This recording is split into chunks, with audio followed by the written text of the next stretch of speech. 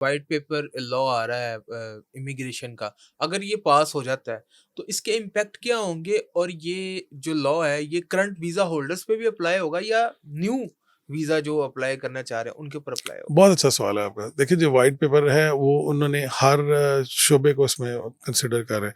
मिसाल के तौर पे वो देख रहे हैं कि जो वर्क परमिट है वो किन लोगों को दिया जाएगा। मिसाल वो केयर वर्कर उन्होंने ख़त्म कर दिया। उन्होंने कहा जी बाहर से केयर वर्कर नहीं आएगा। इस व्हाइट पेपर का एक बड़ा अहम जुज़ जो था, पूरी दुनिया से केयर वर्कर्स को बुलाते थे। केयर वर्कर्स बेसिकली वो वर्कर्स होते हैं जो कि ओल्ड होम्स में होते हैं, जिन लोगों को केयर की ज़रूरत है, जो बीमार हैं, जिनको लुक आफ्टर करने की ज़रूरत होती है, तो वो बरतानी गवर्नमेंट पे करती है उनको, या एजेंसीज़ जो है उन लोगों की खिदमत लेती हैं और वो केयर वर्कर्स के तौर पे काम करते हैं उनके घरों में जाके, उनके सेंटर्स में, और जिस तरह की जिसको नीड हो उस तरह की नीड वो प्रोवाइड करते हैं। लेकिन गवर्नमेंट ने फैसला किया, हालाँकि उनको ज़रूरत है, लेकिन उन्होंने कहा कि मिसयूज़ बहुत हुआ है इस वीज़े हुँ, का। तो उन्होंने कहा कि जो विद इन कंट्री अब लोग केयर होम में जाएँगे, उन्हीं को हम रेगुलराइज़ करेंगे, उन्हीं को वीज़ा देंगे, लेकिन आउट ऑफ कंट्री अब नहीं लाएँगे, एक ये बात होगी। दूसरी बात उन्होंने कहा जी जो वर्क परमिट था, जो आप ग्रेजुएशन कर लेते थे बरतानिया में तो आपको 2 साल का मिलता था। अब उसको 18 माह पे लेके जाने की कोशिश कर रहे अच्छा। हैं। यानी 6 माह उसके काम करने जा रहे हैं ताकि लोग उतनी जल्दी मुल्क छोड़ें। हुँ, अदरवाइज़ वो लोग 2 साल जो रह जाता है फिर वो आगे कुछ ना कुछ और चीज़ें तलाश करता है, ये इल्लीगल हो जाता है, ये असाइलम क्लेम कर लेता है। बहुत सारे लोगों ने किया भी। तो वो कहते हैं कि जल्द से जल्द इन लोगों को यहाँ से निकालें, तो या रेगुलाइज़ करें ताकि मुल्क में जो है ना इकोनॉमी की स्टेबिलिटी भी रहे और उतनी जल्दी एप्लीकेशन भी आएँ। और नई एप्लीकेशन करने से ऑफ कोर्स बरतानिया की जितनी भी एप्लीकेशन आप देखें बहुत भारी रकूम ली जाती है मास विजिट वीज़ा के। हुँ, हुँ, आप कोई भी एप्लीकेशन देखें तो उसमें आपको हज़ारों पाउंड नज़र आते हैं, यानी पाकिस्तानी 10 लाख रुपए से मिनिमम कोई एप्लीकेशन गालबन नहीं होती, हुँ, जो इस वक़्त की सिचुएशन है। तो उसको वो करने की कोशिश कर रहे हैं। फिर कैटेगरीज़ को कम करने की कोशिश कर रहे हैं। तो गर्ज़ के हर वो जगह जिधर से उनको लगता है कि माइग्रेशन कंट्रोल की जा सकती है, क्योंकि हर मुल्क जैसे आप इस इदारे में बैठे हैं तो इधर भी कोशिश होगी कि क्वालिटी के मुलाज़िम रखे जाएँ। हुँ, फालतू 2-400 मुलाज़िम भर्ती करने का कोई फ़ायदा नहीं। सेम इसी तरह से वो भी सोच रहे हैं कि आप क्वालिटी के लोग लेके आएँ जिनकी एक्चुअल ज़रूरत है हुँ। बरतानिया में, तभी जाके वो जो है ना मुल्क आगे तरक्की कर सकता है, इकॉनमी बेहतर अच्छा, हो जब सकती इतनी बड़ी तादाद में लोग किसी मुल्क के अंदर जाते हैं, खैर पाकिस्तान से तो खाली नहीं है, इंडिया से भी हैं, बांग्लादेश से भी हैं और दूसरे ममालिक से भी हैं, तो सिक्योरिटी के मसाइल नहीं आ जाते? आप तो ह्यूमन राइट्स लॉयर हैं, वहाँ पे आप प्रैक्टिसिंग लॉयर हैं, तो इस तरह के केसेस आप देखने को मिलते हैं कि स्टूडेंट्स कुछ ऐसी एक्टिविटीज़ कर रहे हैं, जो कि यूके गवर्नमेंट के लिए सरदर्द बन रहे हैं, तो उन उन एक्टिविटीज़ में कौन-कौन सी एक्टिविटीज़ शामिल हैं? देखिए, ऑफ कोर्स जब जब भी आप इतनी बड़ी तादाद में दुनिया से लोगों को लेके आएँगे तो उनको कंट्रोल करना एक चैलेंज होगा, और चैलेंज है, लेकिन बरतानवी पुलिस बड़ी एक्टिव है, नंबर 1। नंबर 2 ये है कि ये छोटे-मोटे चैलेंजेस आते रहते हैं। मिसाल के तौर पे यहाँ से जो लोग जाते हैं वो इस किस्म की एक्टिविटीज़ कुछ में मुब्तला हो जाते हैं, जैसे जुआ खेलना बड़ी तादाद में आसानी से अवेलेबल होता कैसीनो? है। कैसीनो, शराब नोशी की वजह से मुख्तलिफ डिफरेंट किस्म के जो हरकतें हैं वो करते हैं। जिसकी बस किसी को छेड़ दिया, किसी को स्टॉकिंग की, किसी को हरासमेंट की, तो ये चीज़ें फिर ऑफ कोर्स प्रॉब्लम तो बनती हैं, लेकिन फिर उसके साथ जो है कानून अपने सही तरीके से निपटता भी है हुँ। और उनको सज़ा भी होती है, फिर डिपोर्ट भी किया जाता है, फर्दर वीज़ाज़ भी नहीं दिए जाते। सो इसलिए लोग बड़ी एहतियात से रहते हैं, लेकिन चांद एक जो गलतियाँ करते हैं वो भुगतते भी हैं। भुगते भी। बहैसियत एक लॉयर, आप जो अभी आपने बात की स्टूडेंट्स के साथ जो फ्रॉड होता है, स्टूडेंट्स के साथ जो एजेंट फ्रॉड करते हैं, उनको आप कैसे एड्रेस करते हैं उन केसेस को ताकि जो स्टूडेंट्स अभी हमें सुन रहे हैं, जो यूके का वीज़ा अप्लाई करना चाहते हैं उनके साथ कोई ऐसा फ्रॉड ना हो? उनको आप कैसे एड्रेस करना चाहते हैं? सबसे बड़ी बात ये है कि देखिए कि जो जो स्टूडेंट है ना उसको खुद रिसर्च करनी चाहिए। स्टूडेंट किस बात का है कि उसने रिसर्च भी नहीं करनी। नहीं, वो बहुत ज़्यादा मटेरियल है। गूगल के ऊपर जब आप लिखते हैं तो बेशतर स्टूडेंट्स जो हैं वो कंफ्यूज हो जाते हैं कि असली लिंक कौन-सा है, असली इन्फॉर्मेशन क्या है? तो उसको थोड़ा-सा चेक देखिए, में सबसे जो बरतानिया की यूनिवर्सिटीज़ हैं, वो बहुत ज़्यादा नहीं है, 100 के करीब गालबन अच्छी यूनिवर्सिटीज़ होंगी, हाँ, ठीक है? मैनचेस्टर में है, बस लिवरपूल, हर जगह डाल के ब्रेंटफोर्ड इतनी में। की यूनिवर्सिटीज़ होंगी। आप यूनिवर्सिटीज़ में जो कोर्सेज़ हैं, वो हर कोर्सेज़ को देखें, उनको ईमेल भी कर सकते हैं, आप उनको कॉल भी कर सकते हैं, उनसे ब्रोशर भी मँगवा सकते हैं, वो आपको पोस्ट भी कर देते हैं, पीडीएफ भी कर देते हुँ, हैं। एक तो खुद आप देखेंगे कौन-सा कोर्स, कौन-सी फ़ीस, आप हर यूनिवर्सिटी ने अपनी फ़ीसें भी दी हुई हैं कोर्स के साथ, सो इसमें कोई ढकी-छुपी बात नहीं है। फिर आपने जो अगर एजेंट लेना है ना, तो एजेंट आप वो लें जो यूनिवर्सिटी के डायरेक्ट पैनल पे है। हुँ, आप यूनिवर्सिटी को ईमेल करेंगे, ये आपका एजेंट है, मैं इसे करवा लूँ अपना? यूनिवर्सिटी आपको रिस्पॉन्स करेगी। आप कॉल करके भी पूछ सकते हैं कि एजेंट आपके पास हो क्या रहा है यहाँ पे। जो असली एजेंट है वो कम मसाइल पैदा करते हैं, क्योंकि उन्होंने लॉन्ग टर्म काम करना है। जो सब एजेंट बने हुए हैं गली मोहल्ले में जिन्होंने दफ्तर खोले हैं, सबसे पहले तो जी गवर्नमेंट का काम है कि वो देखिए जो एजेंट हजरात जो एजुकेशन सर्विस प्रोवाइड कर रहे हैं, क्या वो जेनुअनली किसी यूनिवर्सिटी के एजेंट है, यूनिवर्सिटी के एजेंट। कोई इन्होंने कोर्सेज किए हुए हैं, क्या वो लॉयर हैं।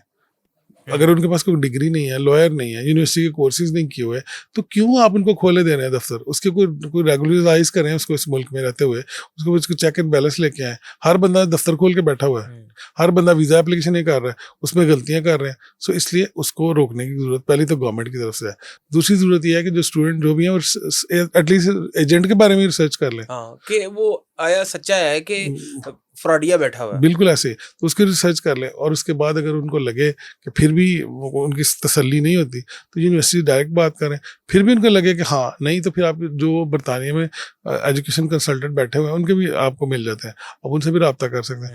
इसमें पैसे जो है, वैसे तो दाखिला कराना बहुत आसान है, आप खुद डायरेक्टली यूनिवर्सिटी दाखिला करें, यूनिवर्सिटी दाखिला कर। दूसरा जो सबसे इंपॉर्टेंट बात है कि वहाँ पे लॉयर्स भी मौजूद है। आप किसी भी लॉयर को कंसल्टेशन फीस 50-60 पाउंड होगी, 70 पाउंड होगी, ऑनलाइन पे करके उससे प्रॉपर एडवाइस भी ले सकते हैं। कुछ यहाँ पे लोग आते भी हैं, मुख्तलिफ सेमिनार यूनिवर्सिटीज खुद आती हैं, यहाँ पे मुख्तलिफ होटल में सेमिनार्स करती हैं।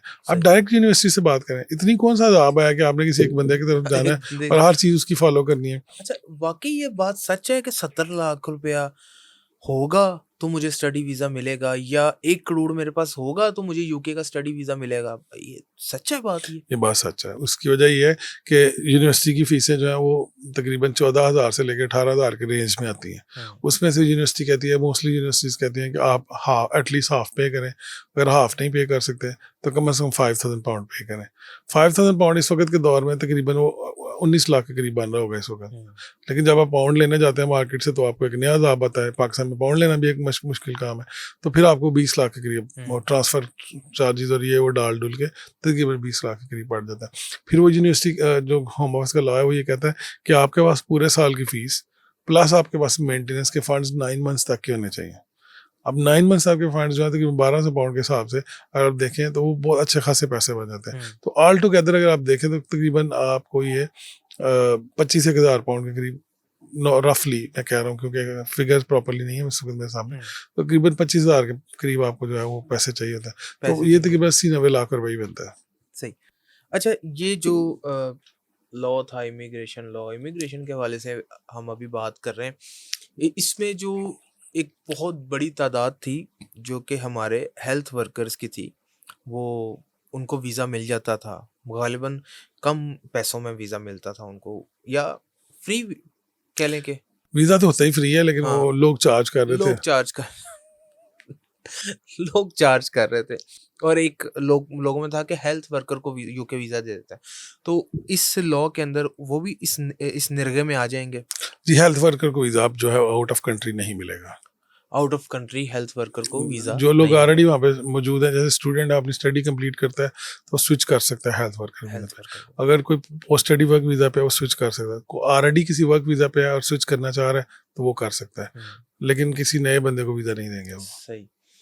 अच्छा, इसमें एक चीज़ मैं आपसे ये जानना चाहता हूँ। आपने कहा, मुझे ये शुबा था कि जी एमी बकवास करते हैं, मिसाल के तौर पे एजेंट्स जो हैं वो कि पैसे इतने ज़्यादा पैसे तो हर किसी के पास नहीं होते। मैं एक स्टूडेंट हूँ, मैं से मुराद मेरे देखने वाले स्टूडेंट हैं, पैसे नहीं हैं, किस तरह से यूके का स्टडी वीज़ा अप्लाई कर सकता है? कौन सी ऐसी स्कॉलरशिप्स हैं जो वो अप्लाई कर सकता है? और उसके बाद अगर उसने यूके में सेटल होना है तो उसके क्या-क्या बहैसियत एक लॉयर आप बता दें कि उसके क्या-क्या तरीक़ेकार हैं? देखें, सबसे पहले तो अगर आपने स्कॉलरशिप देख रहे हैं तो यूके इतने ज़्यादा स्कॉलरशिप ऑफर नहीं करता। उससे ज़्यादा अमेरिका ऑफ़र करता है, उससे ज़्यादा जर्मनी जो है वो ऑफ़र करता है। तो अगर आपने स्कॉलरशिप की स्टडी है, आपके पास पैसे नहीं है, तो आप फिर जो है ना उसकी तरफ मत देखें, यूके की तरफ ना देखें, क्योंकि यूके की जो यूनिवर्सिटी हैं वो आपको शायद गालिबन चंद हज़ार पाउंड तो दे सकती हैं स्कॉलरशिप, लेकिन complete scholarship very rare students को वो देंगी। आपके पास एचईसी के स्कॉलरशिप्स हैं आपके अपने, आप वो लेके जा सकते हैं। एचईसी की अच्छा, इसमें एचईसी की कौन-कौन सी स्कॉलरशिप्स हैं जो हमें यूके से मिल रही हैं? यूके से नहीं मिल रही, एचईसी खुद देता है। खुद देता है और बहुत ज़्यादा, मैं गालिबन 250-300 स्कॉलरशिप फुल्ली फंडेड है वो? फुल्ली फंडेड है। Fully funded school. अच्छा, इसमें जो ब्राइट स्टूडेंट्स हैं, बाज़ स्टूडेंट्स होते हैं विद गोल्डन स्पून, अच्छा, वो तो अपने पेरेंट्स का पैसा वगैरह लगा के वो तो चले जाते हैं, ऑस्ट्रेलिया चले जाते हैं, यूके चले जाते हैं। बाज़ स्टूडेंट्स होते हैं जो कि बहुत ही ग्रास रूट लेवल से वो अपनी फीसों का खर्चा खुद उठा रहे होते हैं। उन्होंने वहाँ जाके भी फीस का खर्चा खुद ही उठाना है, पीछे से पैसे नहीं मंगवाने उन्होंने। उन्होंने वो काम करना है। तो उनके लिए कोई फैसिलिटेशन है कि वो साथ-साथ पढ़ भी लें और साथ-साथ काम भी कर देखिए, लें? उसकी सबसे बड़ी मिसाल मैं आपके सामने बैठा हूँ। मैं हाँ, अब स्टूडेंट वीज़े पे गया और मेरे पास टोटल 1800 पाउंड थे, जब मैं गया था। क्या बात 3000 पाउंड मैंने फ़ीस जमा करवाई थी है।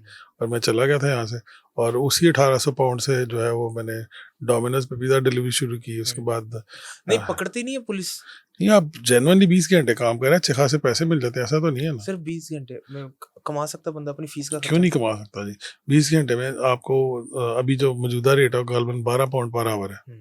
तो आपको 20 घंटे के आप कैलकुलेट कर लें कितने पैसे बनते हैं।